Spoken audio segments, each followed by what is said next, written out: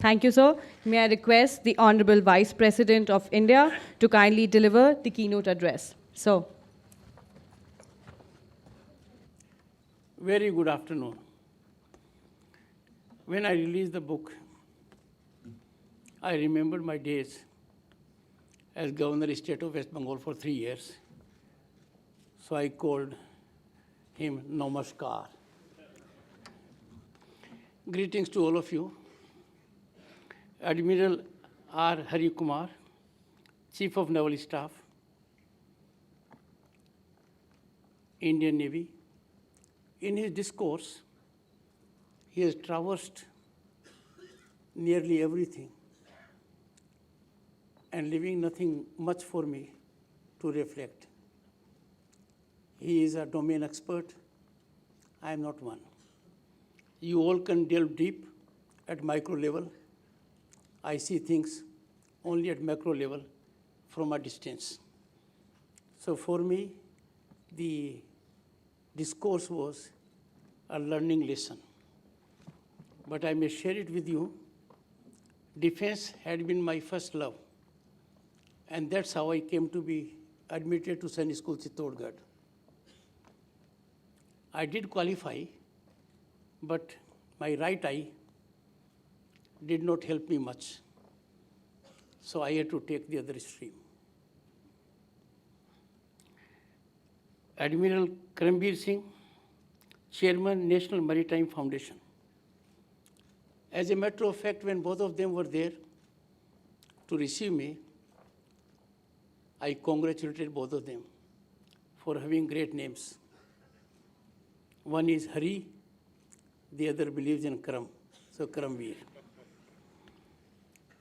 Vice Admiral Pradeep Chauhan, Director General, National Maritime Foundation. I recognize the presence of Admiral Sunil Lamba, 23rd Chief of Naval Staff, Indian Navy, distinguished audience.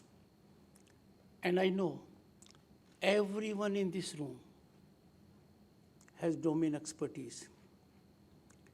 Everyone in this room is a nerve center, an epicenter to catalyze affirmative situations for larger welfare of humanity.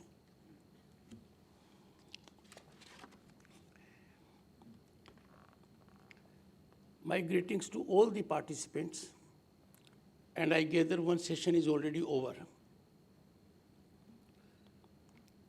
This is an important dialogue from every perspective.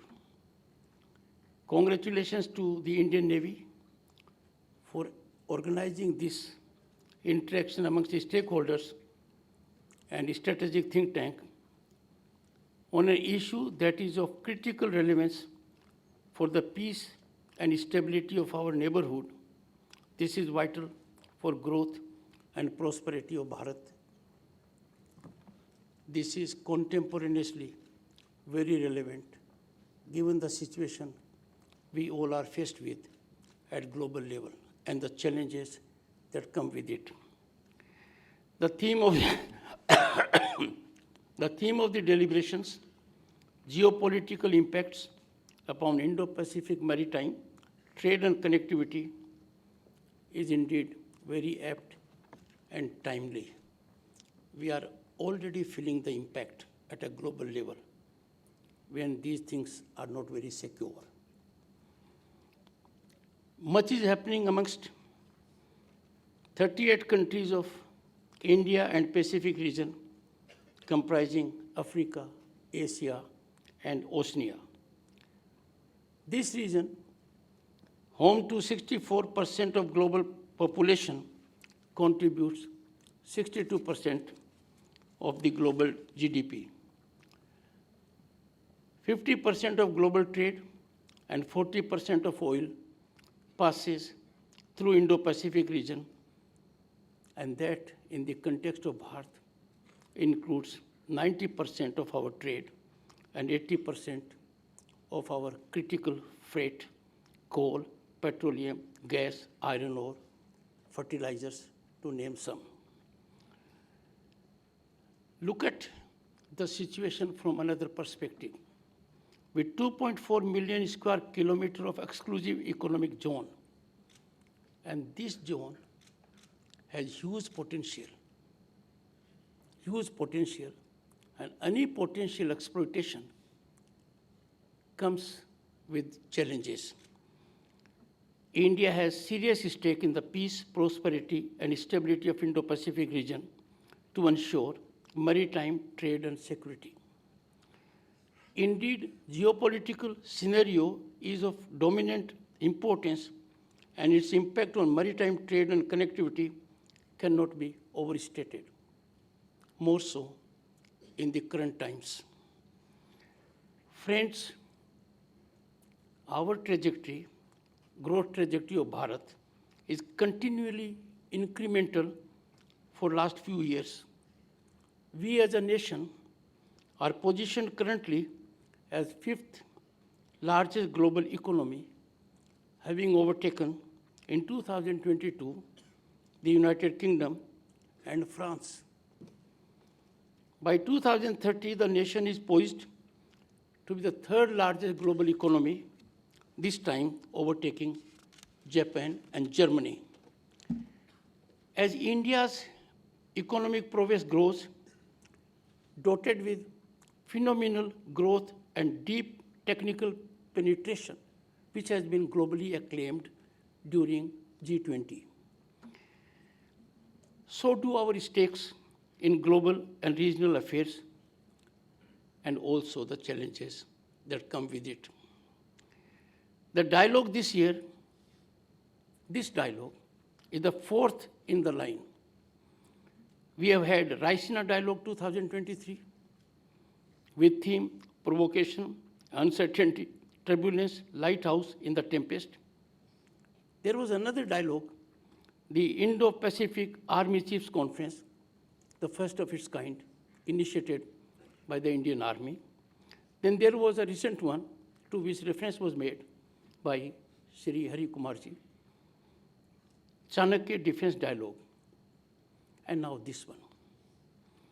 This platform is eminently suited to meticulously analyze the complexities of security challenges in the Indo-Pacific and define a way forward stance for collective security. People present here, the experts, will find a way out. And there is urgency to have a way forward stance, given the cliffhanging situations we are facing. It is a matter of satisfaction that Bharat, home to 1/6 of humanity, is rightly coming into its own as epicenter for deep and thoughtful ideation of issues concerning global security and trade. This is a sea change from past. Such events were not happening earlier. Convergence of human minds, getting together of human resource to address issues of regional and global nature in Bharat indicates the change that is taking place in the global geopolitical scenario. These dialogues afford an impactful platform and valuable opportunity of involved interaction amongst informed minds and scratching beyond surface issues connected to defense strategy and collaborative partnership, all vital to maritime trade and connectivity. An expected outcome would be forging and convergence of all stakeholders to secure a stable and prosperous future in the vibrant landscape of the Indo-Pacific by ensuring peace. This landscape, as has already been indicated, I wouldn't dilate much on that, has enormous potential to enhance economies of the world, all the countries, make our lives much better. And therefore, it has an importance of its own, unique importance. We need to engage quite seriously to ensure it. In your deliberations, there would be obvious focus on evolution of a strategy for security measures in the region to fortify India's position as a ready, resurgent, and relevant stakeholder among the nations in this region. As a matter of fact, historically, India has believed and practiced over centuries such kind of connectivity and trade through the seas. The conception of an ideation forum to dissect contemporary challenges to maritime trade and connectivity in the Indo-Pacific is indeed thoughtful, particularly given the explosive global scenario with many cliffhanging situations that potentially can derail smooth sailing of trade and maintenance of connectivity in the Indo-Pacific region. As a matter of fact, the Admiral had indicated dislocation of supply chains. The Admiral had indicated the kind of serious, explosive, chaotic situation it can create even in the field of food security. So the challenges are writing on the wall. Evolution of a strategy to deal with these challenges, to contain these menacing trends is a priority for welfare of the entire humanity. Friends, India as a nation can be singled out as being consistent proponent of peace. This country, friends, has never engaged in expansion. And this was again signaled a few years back by the Prime Minister Narendra Modi, that this is also not an era of expansion. Our firm commitment to Vasudhaiva Kutumbakam ascends from our Upanishads the concept of one earth, one family, one future. And that was also indicated during G20 presidency of Bharat. They are with us both a way of life and dictate our global outlook. Today, India, while cherishing and practicing the principle of Vasudhaiva Kutumbakam, also subscribes to securing noble aspirations in strength. These great ideals, these great desires that are wholesome for the entire humanity get meaning in physical terms only when you elucidate them from a position of strength. This has been also indicated by Chanakya. We had a dialogue in his name, by Vivekananda, Swami Vivekananda, a global icon from this land. Your strength will define global order. Your strength will define peace. Friends, emergence of Bharat as a leading global economy, coupled with its phenomenal growth, is a stabilizing factor for global peace and harmony. I say so particularly because just a decade ago, Bharat was counted as one amongst 5 fragile economies in the world. We have come a long way. Presently, to the extent size of this economy is concerned, we are the fastest growing. And therefore,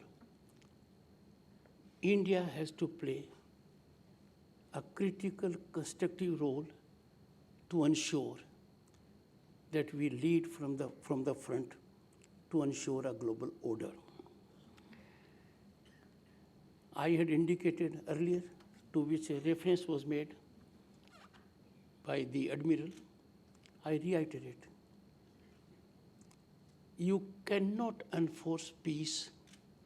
You cannot negotiate peace. You cannot aspire peace from a position of weakness. You have to be strong, and you have to be strong on all fundamentals. India, in the current scenario, is eminently suited for this, because growth story of India is like a plateau. The development is concerning all at all level. That being the situation, there is concurrent need, therefore, to revisit metaphysics of the international system and debate as to how to strengthen deterrence and revitalize diplomacy in imaginative ways to contain and resolve conflagrations. The world presently is facing two important conflagrations, and the tunnel does not show light on any of these at the moment. The humanity is looking for light at the end of the tunnel. That unfortunately not visible.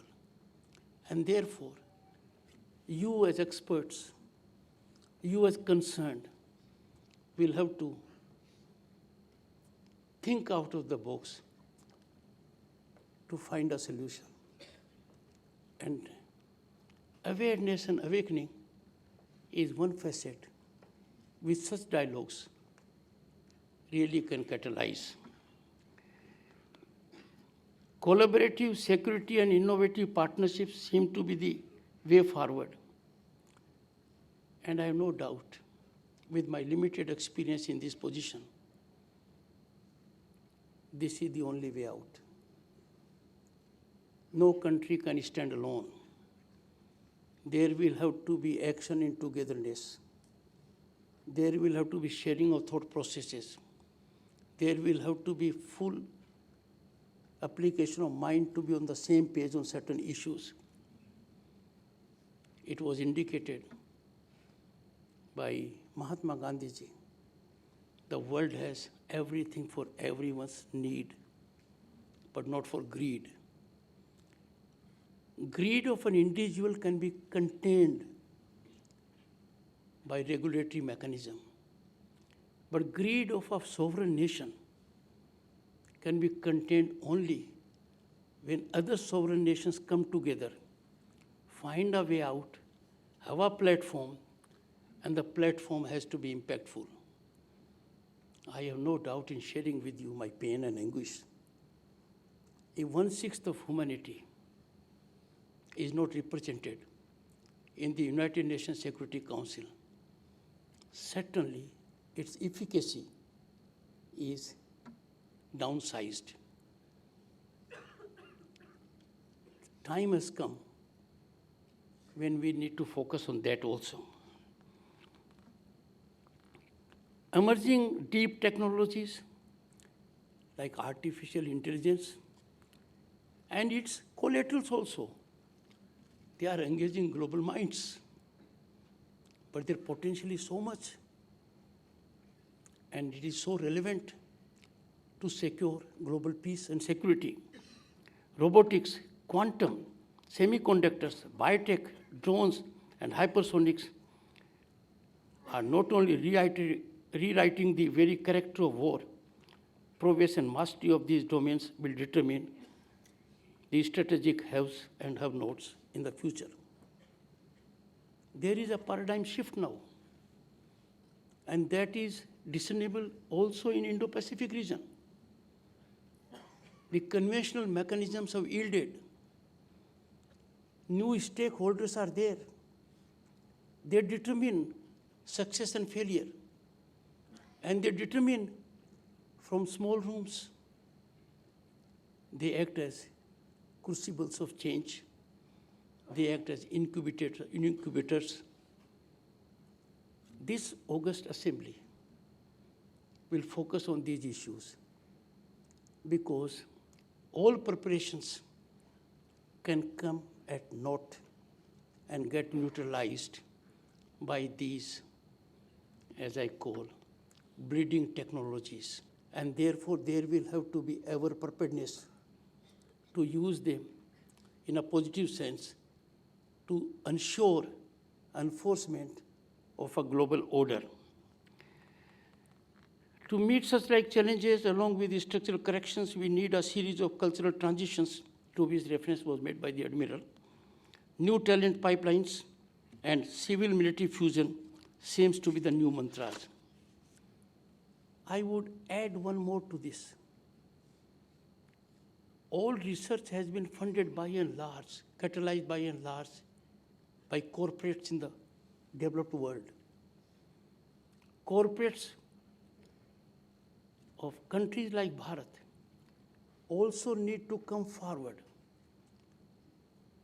converge on the same table, have complete fusion with civil and military forces to evolve such technologies. Already steps have been taken by Bharat, and it is one of the few countries that have focused on these disruptive technologies like quantum computing, artificial intelligence, even machine making. Friends, our Prime Minister has reflected in last several years his vision, his commitment with respect to this region in particular at several global fora. We are actively looking at seas as a crucial frontier of our growth. India has launched ambitious Sagarmala project for port-led growth. The project will increase our logistical efficiency and reduce the cost of our supply chains. But all this can fructify into positive results when there is no disruption. And that is the subject you all are grappling in your deliberations for this day and next 2 days to follow. 4 new mega ports and a world-class transshipment port are proposed under Sagarmala. The capacity of existing ports under their infrastructure and linkages with hinterland is being strengthened under the project. Our Indo-Pacific policy complements the port-led seaward development strategy under the Sagarmala project. Not only the physical connectivity, but also the safety of underwater cables and pipelines for digital and energy connectivity is essential for development of this entire region. And look at, if we look at the kind of data that is getting transferred via these connective mechanisms, it far outshines the one that we are doing through satellites. This is a hard reality. Its disruption, therefore, can lead to serious consequences, compromise security, jeopardize maritime trade, and totally bring at naught the connectivity aspect. Secure digital communication links between the ports located around Indo-Pacific region is essential. I would say unavoidably essential for the growth of the marine trade in the region. In fact, the sea itself is a source of immense unexploited wealth. And this is a new area. This new area has caught up attention of the corporates, of the business community. They have understood the kind of wealth that is there in the sea. Besides trade and marine fishing, offshore petroleum reserves, critical rare earth elements, and minerals like yttrium, and look at the use to which it can be put to. Scandium, etc., lying on the deep sea bed make seas the new frontiers of contestation amongst global players to contend the possibility of contesting claims of the seas and its assets. And the size is enormous, phenomenal, geometrical, astronomical. We need a regulatory regime, and regulatory regime by itself, friends, is inconsequential unless you have extremely effective, impactful enforcement thereof. As the fastest growing economy, India seeks a free and peaceful rule-based Indo-Pacific region with open and unrestricted flow of lawful, legitimate commerce. We as a nation seek freedom for navigation and overflight in accordance with established international laws and conventions. The problem arises when there are transgressions. The mechanism fails. Neither there is immediate resolution, and no one knows when the resolution will come. I am sure deliberations at your level, where domain experts are involved, there will be awareness generated that dislocation of such kind of mechanism leads to serious economic consequences that visit humanity with serious consequences, including that of hunger. We seek a just global regulatory regime that respects the right over exclusive economic zone for the sustainable and equitable exploitation of marine resources and seabed in high seas. I am not an expert, but I can indicate to this august house, this is going to be a real area of contestation, because the regulatory regime is yet to crystallize itself to a finer point. Such kind of think tanks can focus on these areas, evolve a mechanism which does not leave undefined gray area.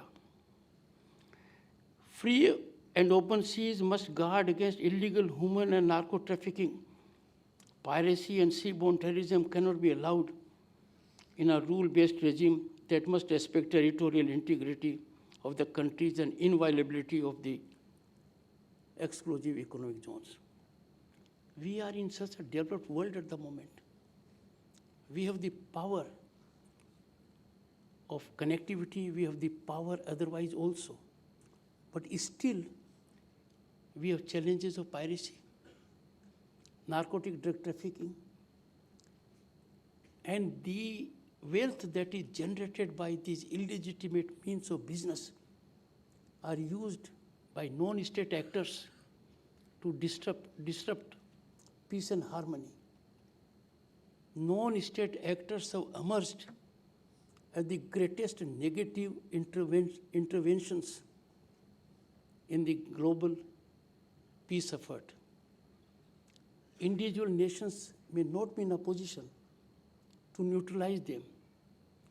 Only in togetherness, with a firm foundational spinal mechanism, they can be dealt with. It is reassuring to know that our Navy has the skills, motivation, the might and the resources to secure our long coastline and our marine interests. My salutations to the men in white, men and women in white. They have done remarkably well. I tested their prowess and power and commitment while I was Governor State of West Bengal. They ensured that when we were visited with super cyclonic disasters, there was no mortality on high seas, not a single mortality. And the damage was minimized by a real robust mechanism. So my salutations to them. With the Indo-Pacific region becoming a prominent pole in global economic order, it is important that the region remains peaceful, stable, and free from contestations. When we entertain such a pious hope, those who seek to disrupt it are in higher mode of functioning. We have to anticipate them, neutralize them. While Indian Navy in close coordination with other navies of like-minded friendly countries is always prepared to secure common good, platforms like Indo-Pacific Regional Dialogue provide the opportunity to build an academic consensus for a peaceful rule-based marine order. I trust your deliberations over the next 3 days across 6 professional sessions, one is already over, will help build such a consensus. If there is a mechanism evolved that you generate awareness, I'm sharing with you, with my limited experience, that those you think are fully alive to the problem, your assumptions may not be correct. Those who are in the seat of decision making need to be educated, sometimes awakened, then awareness generated. And therefore your role, the role of such think tanks will go a long way in securing a global order that will conserve, sustain, and bring about peace in the world. I thank you for giving me this opportunity to share my impressions with such august audience on this very topical issue. Again, I reflect, I'm not an expert. You all are experts. You are domain experts. I can have only a macro view. You will have micro view. You will have even micro view. But I can express my hope, optimism, and confidence that if such think tanks remain active, functional, generate awareness, give reports that can be considered by the executive, by the legislature, by civil and military dispensations, we are assured of global peace and order. Thank you so much. Jai Bharat. Thank you so much, sir. Ladies and gentlemen, please rise for the national anthem of India.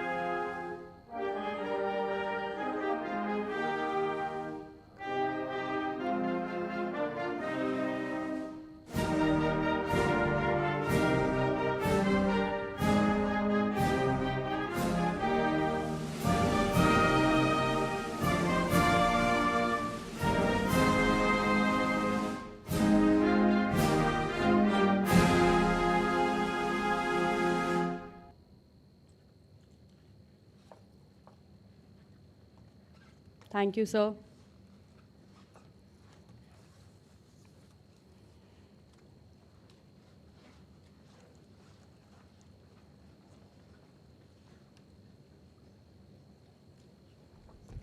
With that, Excellencies, ladies and gentlemen, we have reached the end of the commemorative session. We will now break for a well-earned lunch over the next 70 minutes.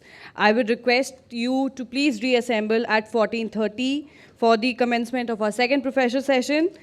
Just a reminder to all of you, we'll ring a bell, and that's your cue to return to the auditorium. Thank you. And please reassemble at 14:30. Thank you.